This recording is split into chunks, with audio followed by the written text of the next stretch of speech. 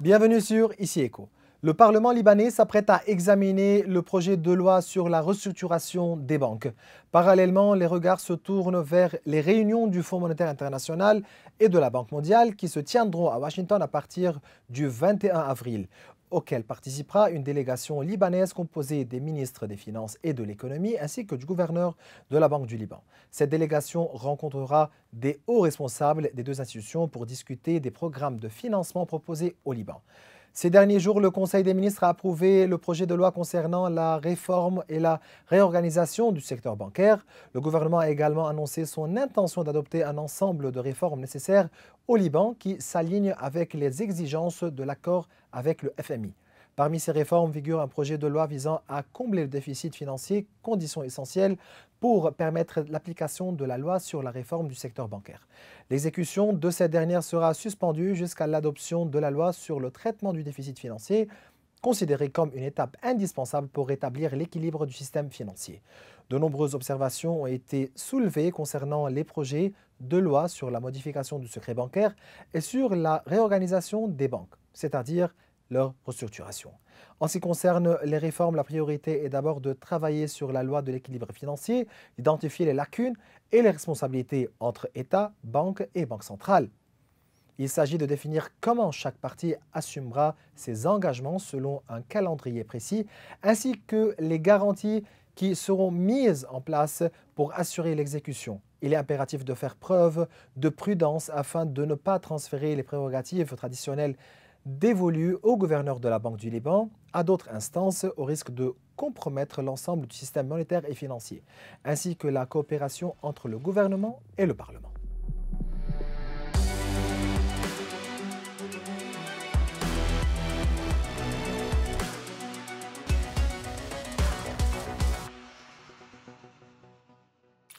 J'ai le plaisir d'accueillir aujourd'hui le professeur Maroun Khater, chercheur en économie et en finance. Avec lui, nous allons aborder plusieurs dossiers économiques et financiers, notamment la question de la restructuration bancaire, la modification de la loi sur le secret bancaire, les négociations avec le FMI, la restructuration de la dette et les négociations avec les détenteurs de rebonds et d'autres sujets aussi. Bien voilà, c'est toujours un plaisir de vous recevoir, Maurice. professeur Pareillement, Khater. merci. Donc, dire que l'objectif des autorités libanaises est donc d'accélérer l'adoption de la loi sur le lever du secret bancaire ainsi que celle relative à la restructuration du secteur bancaire afin de répondre aux exigences du Fonds monétaire international avant le départ de la délégation libanaise pour les réunions prévues le 21 avril à Washington.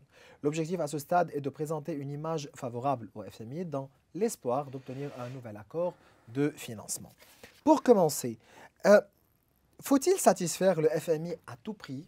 Et cela donnera-t-il vraiment des résultats? Maurice, avec le FMI, il n'y a pas, je veux dire, un pays qui accepte automatiquement les conditions. Il y a des négociations. Et lorsqu'on négocie, alors on défend les intérêts du pays et on défend les intérêts des Libanais. Mais la mauvaise connotation, ça provient des anciens négociateurs, de leur Il faut comportement. rappeler ici très bien les négociations avec Et le Sarah peut-être, Hachemi, etc. oui, et peut-être de leur inaptitude à négocier au nom du Mhm. pays, ou peut-être parce qu'ils avaient des agendas qu'ils exécutaient en dépit du Liban et des Libanais. Mais pour le moment, nous avons une délégation libanaise aux réunions de printemps qui a été désignée par le président de la République et par le gouvernement. Nous sommes confiants qu'ils vont défendre les intérêts du Liban. Les négociations avec le FMI devraient-elles se faire sur des bases solides qui garantissent les droits du Liban, des Libanais, tout en tenant compte du fait que le FMI reste en fin de compte une institution financière poursuivant ses propres intérêts? Dans les négociations, il y a chaque partie qui peut proposer Mhm.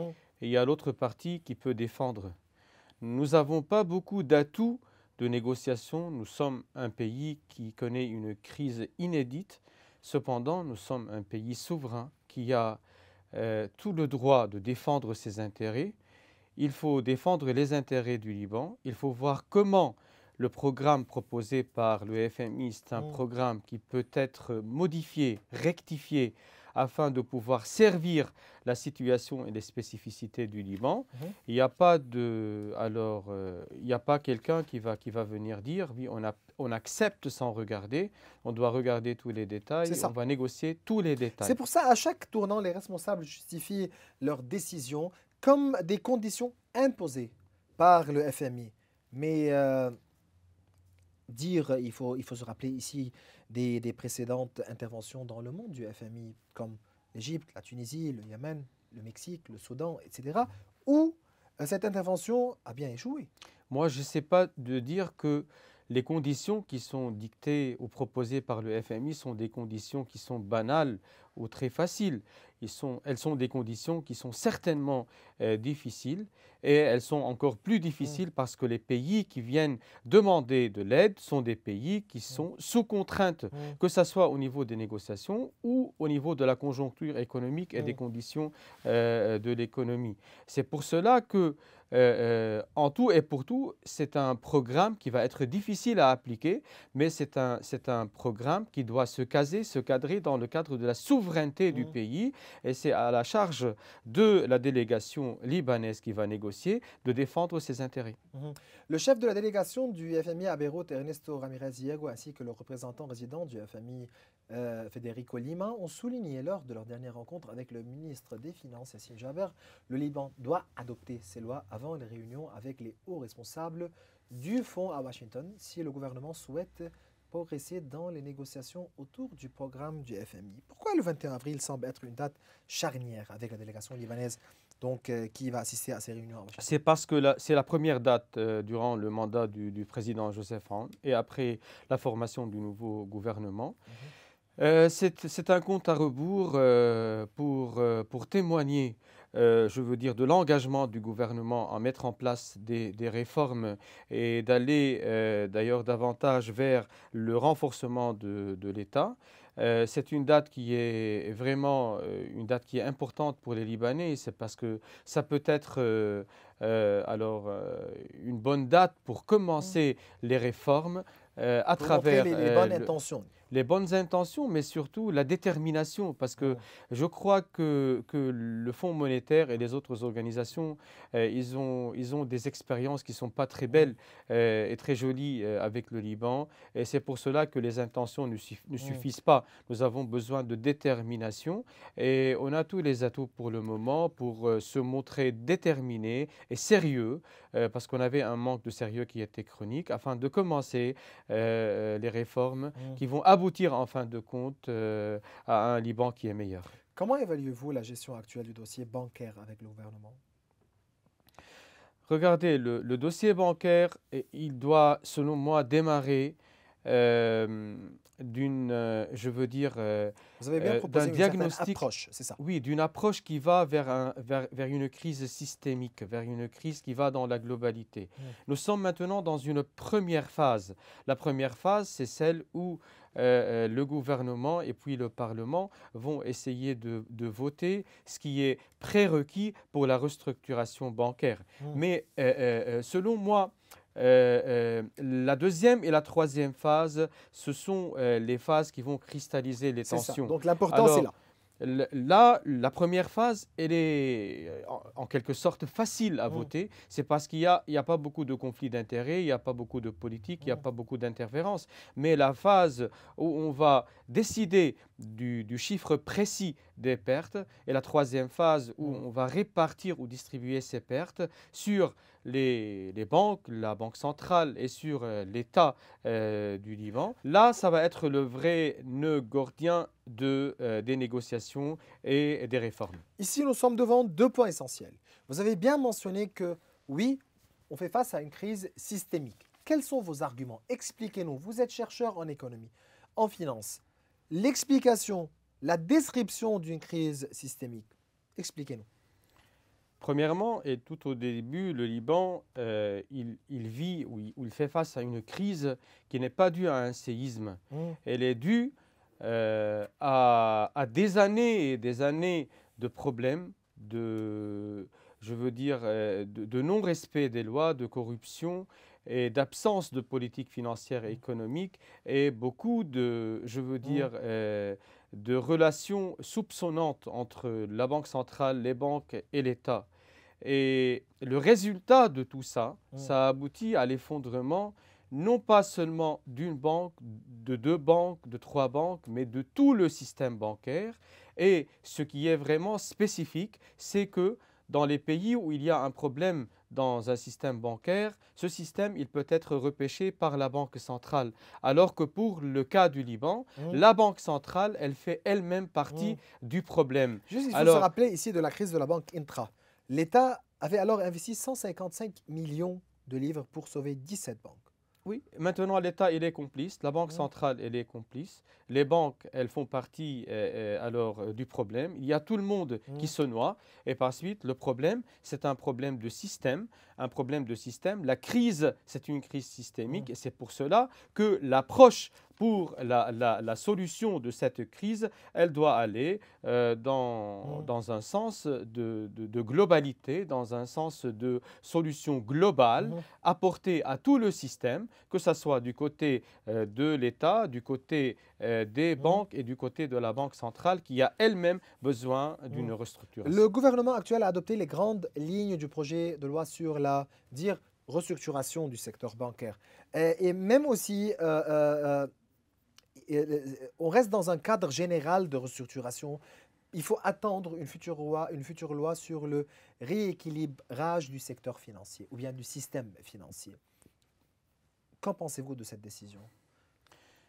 On essaie, je veux dire, de prolonger un peu la date, ou bien, c'est pas de prolonger, mais de reporter un peu la date zéro où les conflits dont on a parlé vont commencer. Et par suite, on essaie de préparer un peu le champ à travers un projet de loi d'ailleurs qui prépare l'infrastructure pour la restructuration. Mais avant de répondre à votre question, Maurice, j'aimerais bien dire que pour moi, l'approche, elle ne doit pas aller vers la liquidation des banques. Ah, c'est ça. Alors, C'est ce qui est très important. elle Parce doit, qu'on parle ouais, toujours maintenant d'une commission pour évaluer chaque banque, pour voir si cette banque peut continuer, oui ou non. Il faut liquider, oui ou non, etc. etc. Mais, mais c'est une approche qui n'est pas correcte. c'est une approche qui est très dangereuse. C'est pour cela que la deuxième phase, c'est Parlez une toujours de phase. liquidation.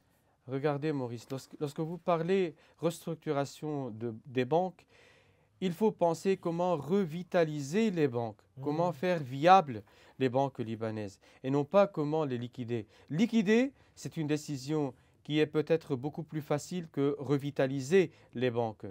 Le danger, lorsqu'on pense liquidation, c'est la perte et la condamnation à mort des bases de données que les banques détiennent. C'est des bases de données que le gouvernement ne détient pas.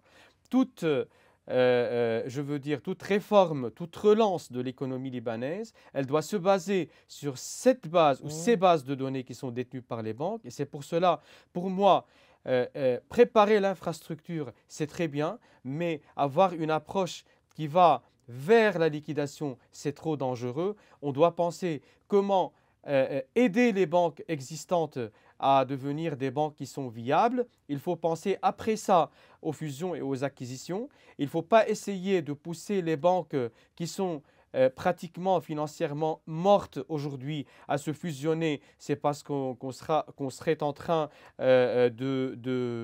je veux dire, de fonder ou bien d'établir un système bancaire qui est non viable. Et par suite, ce qui doit se faire, l'approche stratégique de la restructuration, elle doit aller vers des fusions-acquisitions de banques viables. Donc c'est pour ça qu'il faut être contre l'approche qui propose de remettre les comptes à zéro.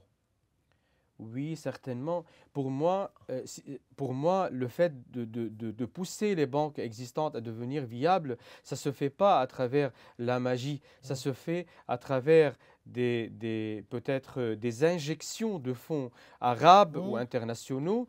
Et par suite, c'est à travers le fait d'avoir des banques qui ont l'identité libanaise, mais où l'actionnariat peut être partiellement arabe, partiellement international, et ça peut aboutir à une meilleure gestion de l'injection des fonds à travers CEDR, à travers les organisations internationales. Et c'est là que doit débuter la réforme du secteur bancaire. Mais cela remet aussi en question la responsabilité de l'État.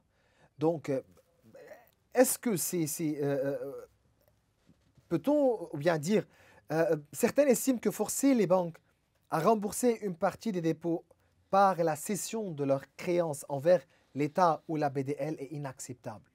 Est-il vraiment juste de ne pas utiliser les fonds publics pour redresser la situation du secteur bancaire? Regardez, avant, moi ce que je voulais dire par mon approche concernant la réforme, ce qu'on veut de la préparation de l'infrastructure, ce n'est pas la préparation des obsèques du secteur bancaire libanais, mais c'est la préparation d'un grand mariage. Et par suite, il y a une grande différence entre le noir et le blanc. L'approche, elle doit aller vers le blanc, vers un secteur bancaire qui peut vivre, qui a les atouts et je veux dire les... Quel est le rôle de l'État ici? Dire responsabilité, dire gouvernance, dire investissement, infrastructure, etc., fonds d'investissement. Où est l'État? Moi, je peux dire que le premier pas, c'est lorsque l'État il décide de devenir réaliste. C'est lorsqu'on travaille et on diagnostique la situation qu'on vit d'une manière qui est pragmatique. Alors, si vous me demandez c'est quoi l'outil, il y a beaucoup d'outils. Moi, ce que je ne veux pas, c'est considérer ce que les banques ont placé auprès de la BDL comme étant des pertes, parce que c'est là que commence le cercle vicieux. Si ces fonds sont des fonds qui sont considérés comme des pertes, ça fait que les dépôts sont des dépôts qui sont non récupérables. Et par suite, c'est par là que doit commencer la solution. Alors, il faut penser à l'injection de fonds, à avoir des banques libanaises qui sont solvables, liquides, capables non pas d'une manière spontanée de rembourser les dépôts, mais capables stratégiquement de donner des promesses qui sont consistantes, qu'on peut tenir, et par suite de donner une certaine, je veux dire, un certain espoir pour les déposants, une chance d'ailleurs pour les déposants, et après quoi, pour les outils, alors c'est à débattre. Il y a plein d'outils. Ce projet de loi confie à la commission de contrôle et la haute autorité de mission d'évaluer chaque banque, de déterminer sa valeur nette et ses pertes, puis de décider de sa restructuration ou de sa liquidation. Pas besoin. Est-il raisonnable de confier le sort d'une banque uniquement? C'est ça les obsèques. Alors, lorsqu'ils préparent ça, ils ont le droit de dire, parmi les choix que nous avons, le haut comité bancaire, ça n'a pas été fondé maintenant. Depuis toujours, le haut comité bancaire, c'est lui qui est chargé d'évaluer la situation. C'est ça. La commission de contrôle aussi. Mais l'approche, Maurice, l'approche, c'est pas d'évaluer. Pas besoin d'évaluer. Retourner au projet Hassan Diab des 5 banques confessionnalistes et rayer toute l'historique des banques libanaises. C'est pas ça ce qu'on veut. Ce qu'on veut, c'est de préserver l'historique du secteur bancaire libanais, mais, si vous me le permettez, mais aussi de responsabiliser, d'avoir des gens qui ont causé la peine des déposants, qui sont poursuivis judiciairement et qui doivent tenir la responsabilité de ce qu'ils ont fait. Craignez-vous un scénario où les banques actuelles seraient remplacées par de nouvelles institutions avec de nouvelles licences? Oui, je crains. Je crains. Mais je ne veux pas. Mais je lutte. Mais moi, en tant qu'académicien, j'ai le droit de dire que je crains. Parce que le fait de dire on est en train de préparer un tribunal qui va juger les banques et peut-être les condamner à mort, alors c'est comme si on dit pour pouvoir relancer un secteur bancaire, on doit donner l'autorisation à de nouvelles banques. On est devant une commission de contrôle qui décide si une banque est en difficulté. Mais ce n'est pas ça ce qu'on veut. Encore une fois, Maurice, ils ont le droit de préparer l'infrastructure. Parmi ceux qu'ils ont le droit de préparer, c'est ce tribunal. Mais l'approche, elle doit montrer 2 tribunaux. Un qui est pour la condamnation à mort des banques qui ne sont pas viables, mais le deuxième, c'est d'inciter le monde entier, d'aider le secteur bancaire libanais, je veux dire, à devenir viable. Et par suite, lorsque les banques sont viables, le premier tribunal, il peut commencer à les juger et à les inciter à des opérations de fusion-acquisition. Sinon, le début, c'est un mauvais début et la fin sera une mauvaise fin. Parce que le fait de juger des banques qui ne sont pas viables, ça fait qu'elles sont condamnées à mort automatiquement. La condamnation à mort, ça peut aboutir à de nouvelles banques. De nouvelles banques, ça veut dire un nouveau risque. Alors, tout un passé avec ses bons et ses mauvais coups qui est rayé et par suite, ça ne se tombe pas dans notre intérêt. À un autre sujet, le ministre des Finances affirme que les responsables libanais espèrent rencontrer les détenteurs d'eurobonds au cours des 12 prochains mois pour discuter de la restructuration de la dette. Il confirme qu'aucune réunion avec eux n'est prévue lors des réunions de printemps du FMI et de la Banque mondiale à Washington. Une fois de plus, ces négociations sont repoussées. Mais pourquoi? Moi, je vais demander au ministre des Finances, pourquoi est-ce qu'il ne veut pas les rencontrer? Pourquoi? Et la deuxième question, j'espère qu'un jour, il va répondre. Qui sont les détenteurs des eurobonds? Et pourquoi est-ce qu'ils ne se sont pas présentés et par suite, pourquoi ils n'ont pas lancé des poursuites judiciaires envers l'État jusqu'à maintenant? Je Et sens que pourquoi est-ce qu'ils vous acceptent? avez la réponse. Non, j'ai pas la réponse. C'est pas à moi de la divulguer, cette Mais réponse. répondez-moi à cette question. Pourquoi? Non, non, c'est pas moi qui va répondre à cette question. C'est lui, le ministre des Finances, qui a décidé de ne pas les rencontrer. Comment est-ce qu'il est sûr que ces gens ne vont pas lancer une poursuite judiciaire d'ici un an? Est-ce qu'il a des relations avec eux? Il est sûr qu'ils ne vont pas le faire. Deuxièmement, qui sont ces gens avec qui peut-être il a eu des contacts? Troisièmement, pourquoi est-ce qu'ils n'ont pas lancé jusqu'à maintenant? Est-ce qu'ils acceptent d'attendre encore un an? Est-ce qu'il n'y a pas quelque chose d'astucieux derrière?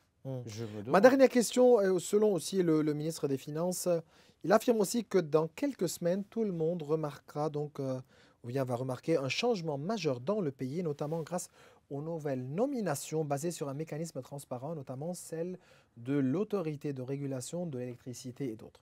Quelle est l'importance des autorités de régulation et pourquoi sont-elles considérées comme des réformes essentielles? C'est parce que nous avons le confessionnalisme politique, nous avons le clientélisme politique, nous avons la corruption chronique et nous avons beaucoup de pouvoirs non déclarés et par suite le fait d'avoir ces systèmes d'organisation, ça peut en quelque sorte atténuer sans annuler l'interférence et les pistons.